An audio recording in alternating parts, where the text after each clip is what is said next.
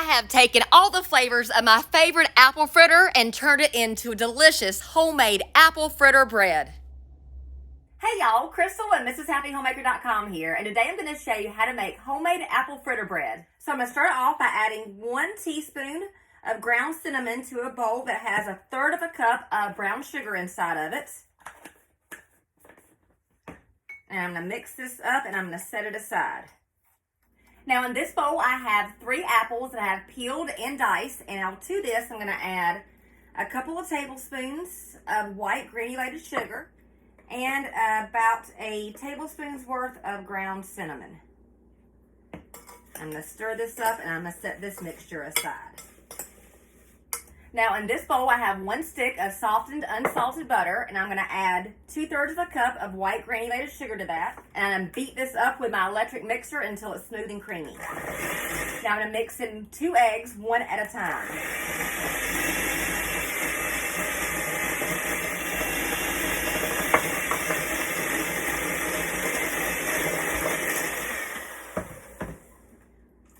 Now I'm going to add about a teaspoon of vanilla extract. Now in this bowl I have 1½ cups of all-purpose flour, and in this bowl I have 1 3/4 teaspoons of baking powder, and I'm just going to mix this up to combine it. Now I'm going to pour my flour mixture back into my whipped butter and eggs. Now I'm going to pour in 3/4 cup of buttermilk.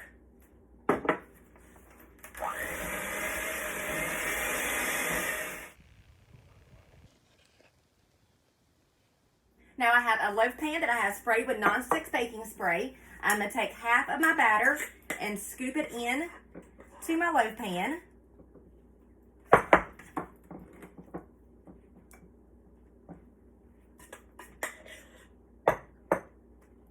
It's a very thick and luxurious and creamy batter. You will be able to tell if you make this what I mean.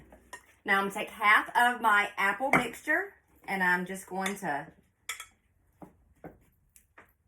layer that on top and press it down into that batter, just like this. Now I'm going to sprinkle on about half of this brown sugar and cinnamon mixture.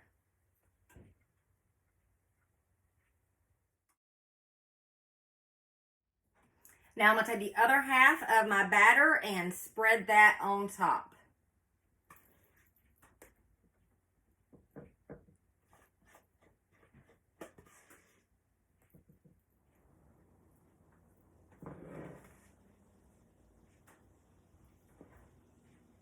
You can see the pretty apple layer on the side. Now I'm going to take the rest of these apples and I'm just going to pour them on top. I'm going to lightly pat these apples down into the batter using the back of my spoon. And I'm just going to top this with the rest of the brown sugar cinnamon mixture.